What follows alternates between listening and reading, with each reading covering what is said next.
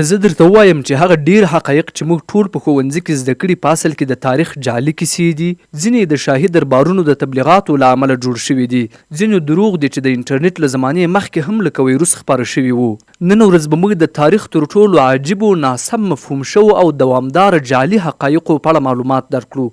چمتو اوسئ چې ځینې زاړه باورونه مو بدل شي. د چین لوی دیوال خلک وایي دا یوازینی انساني جوړښت دی چې له سپوږمۍ څخه لیدل کیږي. دا خبره ډیره مشهوره ده خو بشپړ دروغ ده. له سپوږمۍ نه خو یې هیڅ امکان نه لري چې ووینئ. حتی د ځمکې له نږدې مدار څخه هم په سترګو نه ښکاري. ستورمزلو هم ویلي چې د یوې لویې لارې لیدل تر دې اسانه دي. دا یوازې یو ښکلی خو ناسم تصور دی. د نیویارک د فاضلابو تمساحان، دا مشهوره کیسه ده چې خلکو به وړې تمساحګانې کور کې ساتلې، بیا به یې په تشناب کې غورځولې او هغوی به په فاضلابو کې غټ وحشي حیوانات کېدل. خو هیڅ ثبوت نشته چې دا د رښتیا وي. دا یوازې یوه ښاري افسانه ده. ایلومینیاتي خلک فکر کوي دا یوه پټه ډله ده چې نړۍ کنټرولوي. حقیقت دا دی چې دا ډله په 1976 کال کې جوړه شوې وه، خو ډېره کوچنۍ او لنډمهاله وه او ډېر ژر له منځه لاړه. نړۍ یې نه ده اداره کړې، یوازې یو کوچنی فکري کلب و. د سنت پیټریک او ماران مشهور باور دی چې هغه ټول ماران له ایرلنډه ایستلي، خو حقیقت دا دی چې ایرلنډ کې مخکې له مخکې ماران نه وو. دا یوازې د دیني بدلون یو استعاره وه، نه حقیقي معجزه. لیمنکس او ځانمرګي یو وخت مشهوره شوه چې دا کوچني حیوانات د ځان وژنې لپاره له غره څخه ښکته ځي. دا هم دروغ دي. دا صحنه د یو مستند فلم لپاره مصنوعي جوړه شوې وله. الماس خلک فکر کوي الماس ډیر نادر دي، خو حقیقت دا دی چې دومره نادر نه دي. د یوې کمپنۍ د تبلیغاتو له امله یې قیامت ډیر لوړ شو. د منځنیو پیړیو خلک او ځمکه، خلک وایي په منځنیو پیړیو کې ټولو فکر کا او ځمکه هواره ده. دا هم ناسم دي. پوهان پوهېدل چې ځمکه ګرده ده. ټایټانیک هیڅکله یې رسما نه ویل چې دا غرق نه کېدونکې ده.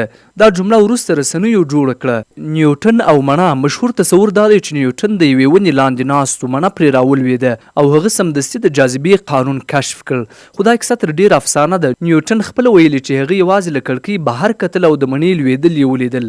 دې کار هغه ته دا فکر ورکړ چې ولې شیان ښکته ځي نه پورته.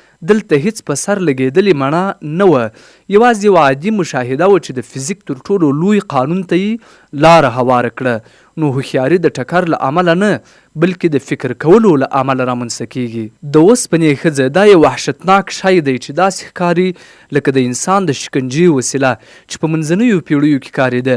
خو حقیقت دا دی چې دا هیڅکله په منځنیو پیړیو کې نه ده کارول شوي.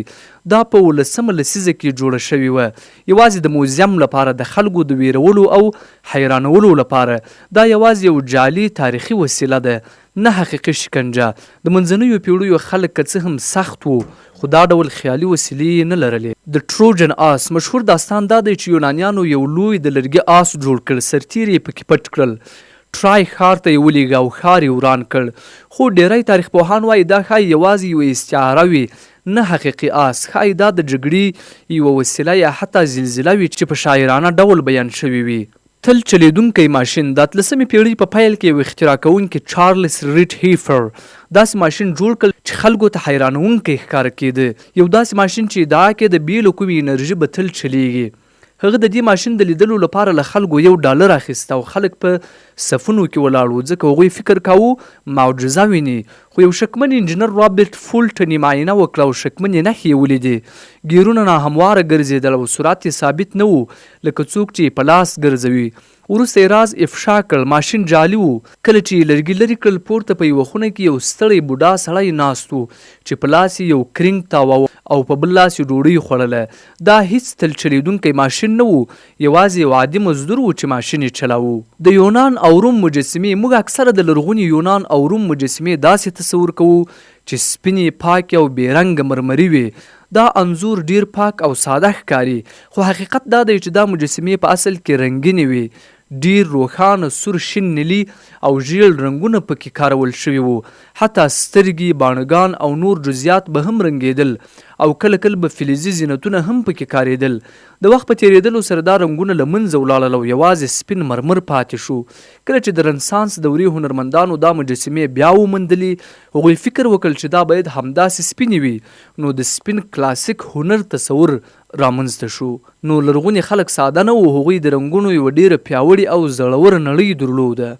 د کاوبایانو ریښتینی تاریخ. موږ اکثره کاوبایان د هالیوډ د فلمونو په څیر سپین پوستکي کسان تصور کوو، خو دا د تاریخ غلط تصویر دی. حقیقت دا دی چې د امریکا په لویدیځ کې کاوبایان ډیر متنوع وو. شاوخوا 25 سلنه افریقایي الاصل امریکایان وو چې ځینې پخواني غلامان او د آزاد ژوند لپاره لویدیځ ته تللي وو. همدارنګه ډیر کاوبایان مکسیکویي وو چې د کاوبایانو د لباس اصطلاحاتو او طریقو اصل هم له هغوی څخه اخیستل شوی وو. نو کاوبای یوازې یو رنګ نه وو، بلکې یو ګډ او څو کلتوري هویت وو. د نیرون او روم اور. مشهور باور دا دی چې کله روم په 450 میلادي کال کې سوځېده، امپراتور نیرون د خپلې ماڼۍ پر بالکوني ناست او د موسیقي آله یې غږوله. خو دا کیسه ناسمه ده. لومړی دا چې هغه وخت فالکون وجود نه درلود. دوهم تاریخي اسناد ښیي چې نیرون د اور پر مهال په بل ښار شاوخوا 15 میله لرې وو. هغه حتی بیرته ښار ته ستون شو او د خلکو لپاره یې مرستې برابرې کړې. دا کیسه تر ډیره د هغه د دښمنانو تبلیغات وو. ډیر خلک فکر کوي چې په منځنیو پیړیو کې خلک ډیر ناپاک او هیڅکله به یې حمام نه کاوه، خو دا تصور مبالغه ده. خلکو به حمام کاوه. ډیرو ښارونو کې عام حمامونه موجود وو او دا یو عادي ټولنیز فعالیت وو. صابون هم کارول کېده او خلکو خپل لاسونه او مخونه مینځل. البته د نن ورځې په شان ورځنی شاور نه وو، خو دوی هم د ژوندیو باکتریاوو بمونه نه وو لکه څنګه چې تصور کیږي. د نورو علمي او معلوماتي ویډیوګانو د کتلو په موخه خان میډیا چینل در سره سبسکرایب کړئ.